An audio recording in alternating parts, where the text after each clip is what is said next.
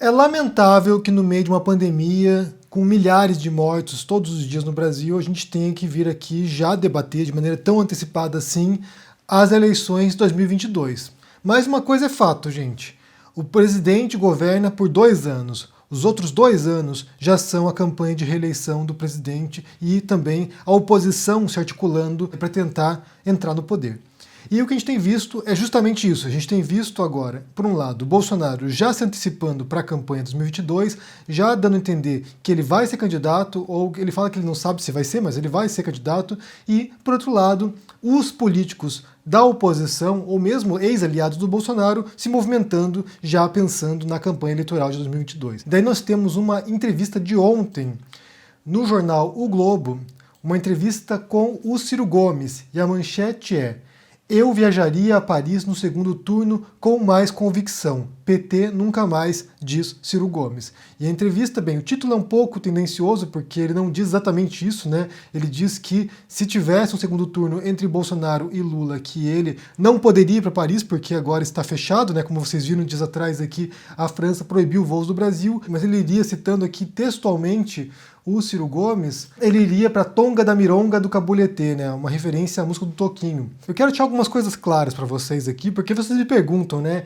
Em quem você votaria numa eleição para presidente, qual seria o seu candidato? E eu não posso afirmar aqui para vocês qual seria o meu candidato, porque nem sequer sabemos quem são os candidatos ainda, né? O cenário está se definindo. A gente não sabe quem serão os pré-candidatos e nem quem vai chegar nas eleições em 2022. O que eu posso assegurar para vocês é que num cenário entre Lula e Bolsonaro, é óbvio que a escolha é o Lula. É óbvio, não tem nem o que pensar muito. Você tem de um lado um genocida como o Bolsonaro, alguém responsável por mais de 350 mil mortes no Brasil, de modo direto ou indireto, e de outro lado você tem o Lula, que já foi presidente e que, quando deixou o governo dele, saiu com aprovação recorde. Então, não dá nem para comparar uma coisa com a outra. Mas vamos supor que houvesse um cenário que fosse Lula contra o Boulos. Eu optaria pelo Boulos. Se fosse um cenário com Lula e Ciro Gomes, eu optaria pelo Ciro Gomes com um pouco de receio, na verdade, né? Porque o modo como ele tem operado aqui é muito problemático, como a gente vai ver logo em seguida. Mas eu optaria por uma renovação, eu optaria por algum outro candidato de esquerda, ou que representasse ideais de esquerda, ou que tivesse um projeto social, do que o PT. Porque o PT já esteve no poder durante muito tempo, já mostrou o que pode fazer, em vários sentidos, na verdade, e eu optaria por uma renovação, por algum outro partido de esquerda, por algum outro líder de esquerda que pudesse governar o país e mostrar um novo projeto. Mas, como eu falei, entre Bolsonaro e Lula, é óbvio que seria o Lula, sem dúvida nenhuma. E daí vamos entender o que está acontecendo, né? Vamos mais uma vez falar um pouco sobre esse assunto, porque, se eu não me engano, 2 anos atrás eu fiz um vídeo sobre o Ciro Gomes aqui e que irritou a base cirista porque eu falei que o Ciro Gomes estava numa sinuca de bico. Qual era o problema? A gente tem uma distribuição aqui, e eu vou me referir a esse livro do George Lakoff, que se chama Don't Think of an Elephant, que é Não Pense em um Elefante, que é um guia essencial para progressistas. E o Lakoff, ele é um cientista cognitivo e um linguista, e ele afirma que há uma distribuição, isso é psicológica, né? Isso é mental, há uma distribuição na população, aqui ele fala dos Estados Unidos, mas através de pesquisa no Brasil, a gente pode pensar que esse cenário também é parecido no Brasil. Há uma distribuição mais ou menos assim.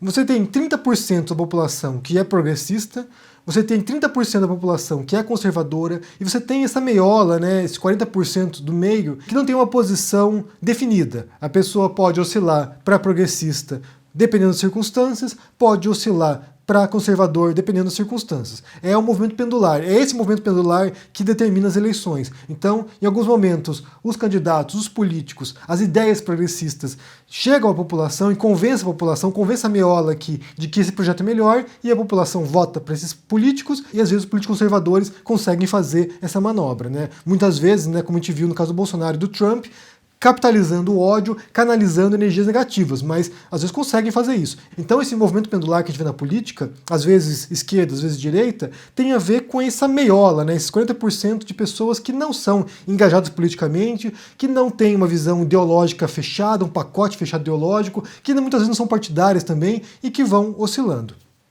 Então, quando eu fiz esse vídeo sobre o Ciro Gomes, 2 anos atrás, se não me engano, o que eu falei foi o seguinte: 30% do eleitorado brasileiro está fechado com o PT. Isso historicamente. Se você observar as eleições no Brasil, desde a redemocratização, o PT ficou, no primeiro turno pelo menos, com essa margem de votos. 20 e poucos por cento, 30%, que é a base histórica do PT.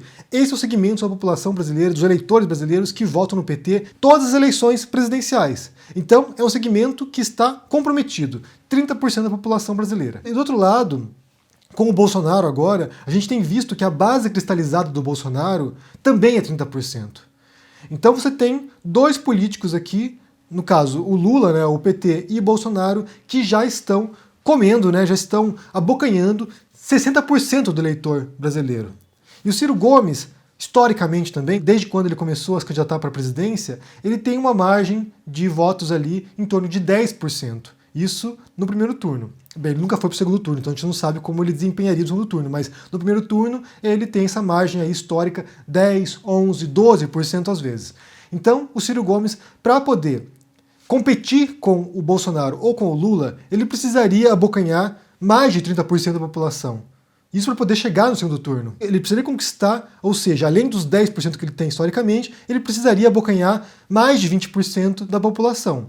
E aí o que acontece? Você tem 30% comprometido com o PT. E a gente pode pensar que esse é segmento, historicamente também, dos progressistas brasileiros. 30% que vota no PT.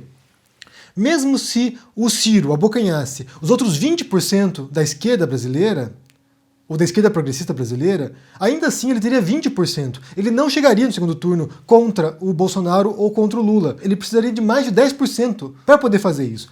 E ele só conquistaria esses votos adicionais dialogando ou tentando convencer a centro-direita a embarcar no seu projeto. E aí você entra num campo que é altamente disputado, porque você tem os mais distintos partidos e os mais distintos políticos que realmente falam com esse segmento do centro-direita. Você tem partidos fisiológicos do centrão, você tem políticos como o Dória, que namora a extrema-direita, depois volta para a direita, você tem o Eduardo Leite, agora do PSDB, você tem Mandetta, você tem Sérgio Moro, Luciano Huck, ou seja, uma miríade de nomes que está surgindo nesse debate e que está nesse espaço da centro-direita, direita tradicional e flertando, como eu falei, com a extrema-direita.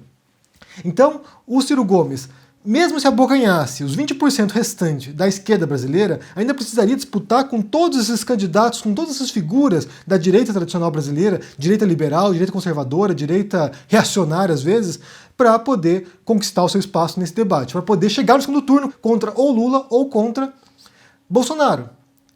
Então, para isso, ele teria que fazer enormes concessões para um projeto político de direita também. E caso ele fizesse isso, como consequência dessa manobra de puxar esse público, né, puxar esses eleitores da direita brasileira, ele vai perder também eleitores da esquerda, que vão olhar essa manobra e vão falar: pô, mas o Ciro Gomes está traindo os ideais da esquerda. Ele está dialogando com direitistas, ele está dialogando com figuras problemáticas da política brasileira. Então, ao fazer a manobra para conquistar os 10% adicionais, ele vai perder também um percentual da esquerda. E daí você tem um espaço complicadíssimo para o Ciro Gomes. Ele, desde a eleição de 2018, ele adotou uma postura antipetista. Ele embarcou nessa retórica antipetista, talvez ele tenha as razões dele, talvez não tenha, mas ele embarcou nessa retórica antipetista porque ele sabia também que ao fazer isso, de um modo ou de outro, também puxaria eleitores insatisfeitos com o PT e com o Bolsonaro. Então, o Ciro Gomes ele trabalha agora nesse vão que é entre aqueles que odeiam o PT, e ele fala na entrevista isso para o Globo, que é aqueles que odeiam o PT e aqueles que odeiam o Bolsonaro. Então, esse eleitor que está nessa fatia central vai tentar buscar algum nome e vai ver o Ciro Gomes atacando, criticando o Lula, e vai ver o Ciro Gomes atacando, criticando o Bolsonaro, e quem sabe o Ciro Gomes fosse a minha opção. Mas, como eu falei, além dele você tem vários nomes disputando esse espaço. Então o que ele faz aqui é um pacto faustiano, né? De tentar conquistar um eleitor que não é necessariamente um eleitor da esquerda e, nesse processo, perder eleitores da esquerda. Talvez como eu, por exemplo. Pessoas que votariam nele e, ao ver essa manobra, pense: talvez ele não represente aquilo que eu imagino que ele represente. E daí você pode debandar para outro candidato que talvez signifique mais para você. Nesse final de semana, a Juliana Brizola, neta do Brizola, publicou a seguinte imagem aqui no Twitter: todos juntos por um projeto nacional de desenvolvimento. E daí você tem o Ciro Gomes aqui na frente, encampando esse grupo, né, essa turma, com a faixa presidencial, E atrás tem uma mixórdia de políticos, né, de figuras. Tem Marina Silva, tem o Molon, tem o Calil, tem a própria Juliana Brizola, tem a CM Neto aqui, eu acho que é ele, né? Tá tão pequenininho. Tem o Luciano Huck, tem o Rodrigo Maia, tem Eduardo Leite do PSDB, tem o Freixo lá atrás, tem o Mandetta, tem o Datena aqui com a mão no queixo, o Datena de 30 anos atrás, tem Joaquim Barbosa, Randolfo Rodrigues, tem Fernando Henrique Cardoso, tem alguns que nem sei quem são aí no meio. E atrás lá, né, tem, abençoando esse grupo, o Brizola rindo. Não dá pra saber se o Brizola tá rindo do absurdo da imagem, né, essa cena pavorosa, tipo aquele riso tipo, de nervoso, né, ou se ele tá rindo porque ele tá feliz. Mas o fato é que essa imagem aqui representa justamente essa mixórdia que o Ciro Gomes vai ter que agregar em torno de si para poder se tornar um candidato viável para competir com os 30% do PT e os 30% do Bolsonaro. Essa é a coligação que ele vai ter que buscar. E, sinceramente, quando você observa esse cenário aqui, para muita gente é um circo dos horrores, né? Você olhar isso aqui, essa mistureba de figuras, né? Inclusive algumas figuras que até fariam parte do próprio bolsonarismo, como Mandetta, né? O Mandetta foi alguém que foi ministro do Bolsonaro. Então, realmente, é um território, aí uma areia movediça que o Ciro Gomes se enfiou, e nesse antagonismo que ele faz com o PT, isso só vai piorando na percepção de muita gente. E aqui tem um aspecto que é importante mencionar, porque o Ciro Gomes sabe que ele tem essas duas opções. De um lado, ou ele apoia o Lula, ou ele se alinha ao lulismo, ou ele se opõe ao projeto do Lula. Ele está se opondo ao projeto do Lula. Se ele apoiasse o Lula, aí o que acontece é meio que um processo natural de orbitar o Lula, né? Você tem o Lula e vários partidos e figuras que são satélites do PT. Então, se o Ciro Gomes acabasse, porventura, de se alinhar ao petismo, o que acontece é que ele vai ficar na sombra do Lula, assim como outras figuras, outras lideranças que vivem à sombra do PT ou do Lula. Porque enquanto o Lula estiver no jogo político, ele é essa árvore gigantesca que ofusca todos demais. Tem alguém que lança sombras compridas sobre futuras lideranças que não conseguem crescer porque estão justamente, sabe, sufocadas por essa liderança que de fato é grandiosa. Então o Ciro Gomes, como ele tem a pretensão real de ser presidente, não apenas ser um satélite do Lula, ele sabe que ele não pode ficar à sombra do ex-presidente. No fundo, como eu falei, isso já em 2019, a manobra do Ciro Gomes ela é extremamente arriscada, é kamikaze no final das contas, né? Porque assim ele vai perder uma base de eleitorado do Ciro Gomes que votava para ele sempre e que olha agora com nojo daquilo que ele faz. E, nesse momento, o cenário que se configura é justamente aquele que muita gente não quer, que é Lula versus Bolsonaro, como a gente falou já nesse final de semana. E é claro, como eu falei, repito aqui, nesse eventual cenário Lula versus Bolsonaro, não há menor dúvida. É entre um projeto de morte, destruição e caos e um projeto de um governante que já passou pelo poder e que era muito popular. Inclusive, para vocês aqui, eu quero deixar uma pergunta para encerrar esse vídeo. E não é uma pergunta retórica, não é uma pergunta, não é uma pegadinha, não é nada disso. É uma pergunta genuína que eu quero fazer para vocês, porque eu fui embora do Brasil em 2006. Era no primeiro mandato do Lula. Eu não vivi o governo do Lula, eu não vivi o segundo governo do Lula, no qual as pessoas estavam sentindo prosperidade pela primeira vez no Brasil.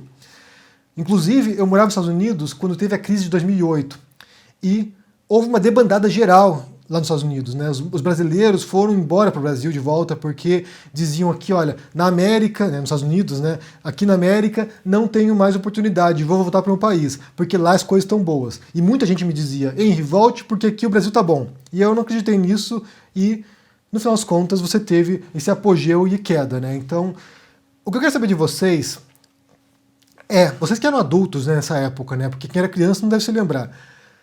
O que eu quero saber de vocês é qual é a recordação pessoal de vocês do governo do Lula, dos anos de 2003 até o fim do mandato dele, que foi 2011, se não me engano.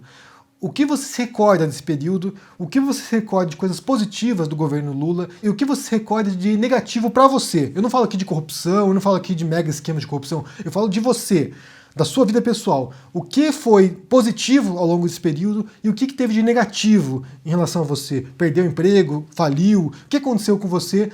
Porque eu vejo muita gente repudiando esses anos do PT, do Lula, né, principalmente, com base numa imagem que não me parece a mais fiel àquele período. Muita gente embarcou no antipetismo por causa dessa retórica da corrupção, mas eu imagino que naquele período ali, 2003, 3 em diante, talvez tenha sido para essas pessoas também o melhor período de suas vidas. Mas me contem sua experiência individual aqui no Brasil, depois de 2003, como foi sua vida durante o governo do Lula, para que eu tenha uma noção de cada um de vocês aqui, qual é a recordação que vocês têm. Porque, como eu falei, o Lula deixa o cargo de presidente com uma aprovação recorde. Ou seja, uma grande parte dos brasileiros estava realmente satisfeita com a administração do PT e do Lula, apesar de escândalos, apesar de inúmeras críticas que possam ter surgido naquele momento. Então me contem aqui qual é a sua recordação. Se essa memória do passado seria suficiente para que muita gente desse meião, né, desses 40% aqui, sem fidelidade partidária ou fidelidade ideológica, se é suficiente para que esse grupo aqui volte a apoiar o PT, me digam aí no comentário. E o que você pensa sobre essas falas, que para mim são problemáticas, do Ciro Gomes, porque acaba repelindo também uma base de esquerda que o apoiava e que está agora enojada com o Ciro Gomes. Me digam no comentário o que você pensa, deixe o joinha, se inscreva aqui no canal, se torne um membro ou um apoiador para dar uma força, se torne um aluno do ICL, estamos com um curso de escrita e narrativas por lá, você pode aprender a escrever, se tornar um escritor melhor, publicar o seu livro e também confira meu livro sobre o Bolsonaro, no qual eu conto a ascensão do bolsonarismo e o primeiro 1 ano e meio do governo Bolsonaro, que, como eu disse, é um governo de caos e destruição. Então, optaram por esse projeto, tendo qualquer outra pessoa no pleito, né, qualquer outro político normal nessa disputa, é optar pela morte. Então, um abração para vocês, se cuidem por aí e até mais. Tchau!